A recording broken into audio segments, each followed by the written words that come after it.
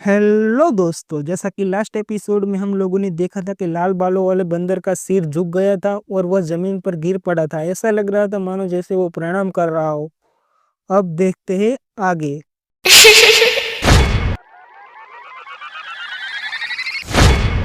लाल बालों वाले बंदर को मारने के बाद वीर बाजार के अंदर दूसरी तरफ चला गया। वह देखना चाहता था कि क्या उसे कुछ और काम की चीज मिल सकती है। थोड़ी दूर चलने के बाद एक स्पिरिट ने वीर का रास्ता रोक लिया।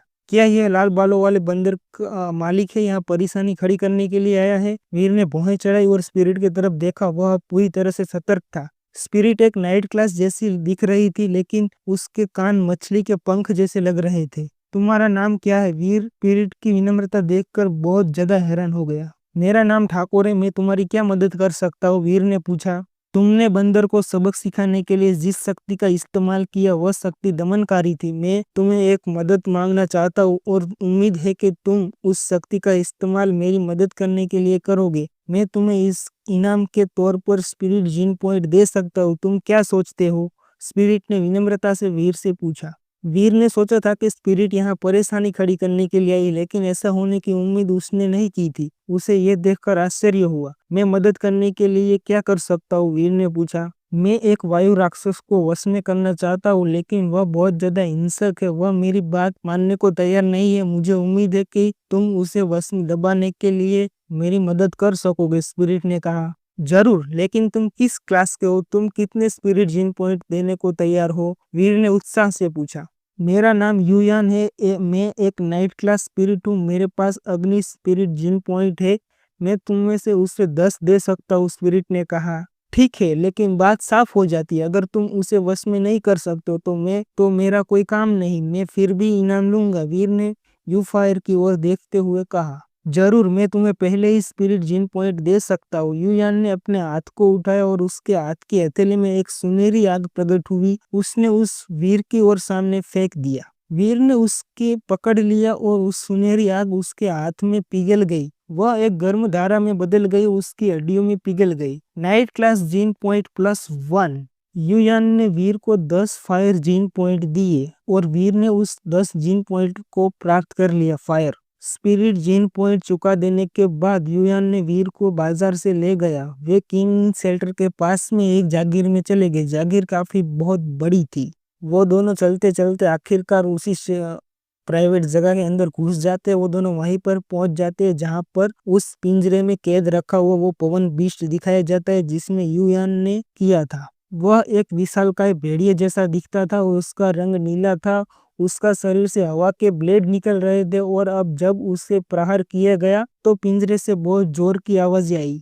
वीर ने हवा के बीस्ट पर एक कॉइन फेंका। वह बीस्ट पिंजरे में फंस गया और वह कॉइन से बच नहीं सका। कॉइन उसके शरीर पर गिरा और वह बीस्ट क्रोधित हवा से, लेकिन वह कुछ नहीं कर सका और वीर पर दहाड़ लगाई और पिंजरे से बाहर निकलकर वीर पर हमला करना चाहता था। वीर ने 7 और कॉइन फेंके और हवा का बीस्ट का शरीर बहुत भारी हो गया। उसके लिए हिलना डुलना मुश्किल हो गया। कॉइन की शक्तियों का अनुकरण करने के लिए प्रोफेसर मंत्र का पहला स्तर उपयोग करना असली चीज का उपयोग करने जितना अच्छा नहीं है। अगर मैंने कॉइन मेंढक का इस्तेमाल किया होता तो इस तरीके के प्राइमरी बीस्ट को दबाने के लिए केवल 2 कॉइन ही लगते। लगता है मुझे पहले कुछ जिन लोग खोलने होंगे। वीर ने मन ही मन सोचा। यूयान बहुत खुश हुआ। उसने पिंजरा खोला और पवन बीस्ट के माथे पर अपना निशान छोड़ने की कोशिश की। दबाए जाने के बावजूद पवन बीस्ट ने झुकने से मना कर दिया। उसने यूयान के निशान को स्वीकार करने से इनकार कर दिया।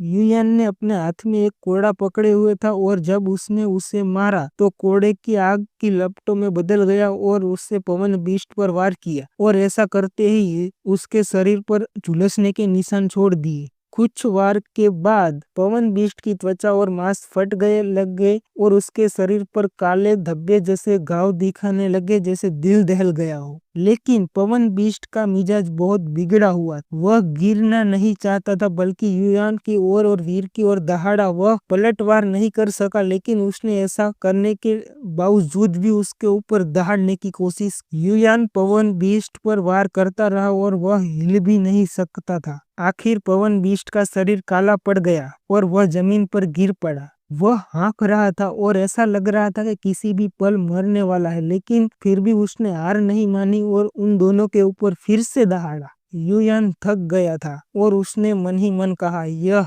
हवा का बीस्ट बहुत जंगली है, लगता है मैं इसे वश में नहीं कर पाऊंगा। कोई आश्चर्य नहीं है कि यह थॉर्न वाले फॉरेस्ट का बीस्ट है। यह थॉर्न वाले फॉरेस्ट से आया है? बीर ने मरते हुए हवा के बीस्ट को आश्चर्य से देखा। हाँ, हमने ये थॉर्न वाले फॉरेस्ट के किनारे से मिला था। 4 जिन लोग खुले हुए प्राइमरी क्लास बीस्ट को ढूंढना बहुत दुर्लभ है और मैंने इसे पकड़ने के लिए बहुत बड़ी कीमत चुकाई है। मैंने इसे पकड़ने के लिए 1 दर्जन से ज्यादा प्राइमरी क्लास बीस्ट को मार डाला, लेकिन मैं इसे फिर भी वश में नहीं कर पाया। ऐसा लगता है कि मेरे पास इसे मारने के अलावा कोई चारा ही नहीं है। यह बहुत शर्मनाक बात है। युयान ने हवा के बीस्ट को देखते हुए, जो मरने की कगार पर था, कहा। वीर का दिल धड़क उठा। उसे पवन बीस्ट की ओर देखा और पूछा, क्या तुम इस पवन बीस्ट को बेचने को तैयार हो? अगर मैं इसे वश में नहीं कर सकता हूँ तो मैं इसे बेच सकता हूँ, लेकिन यह इस बात पर निर्भर करता है कि तुम इसके बदले कितनी कीमत चुकाने को तैयार हो। युयान मुस्कुराया।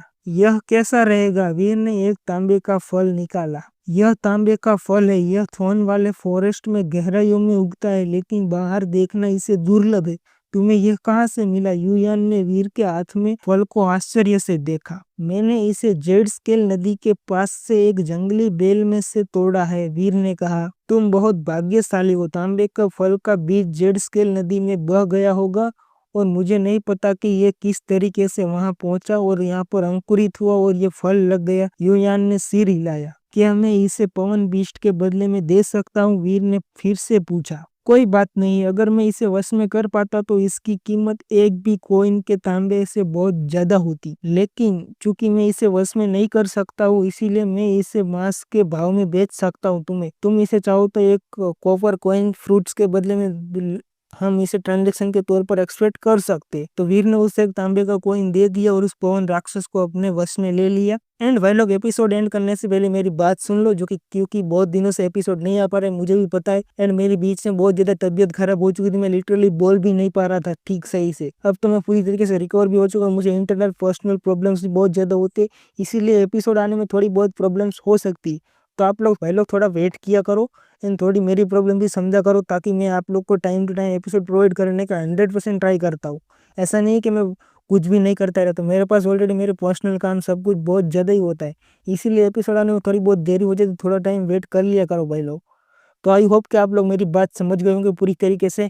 एंड चलिए, इसी के साथ हमारे एपिसोड को यहीं पर एंड करते हैं एंड मिलते हैं एक न्यू मज़ेदार एपिसोड के साथ। तब तक के लिए bye bye and take care भाई लोग।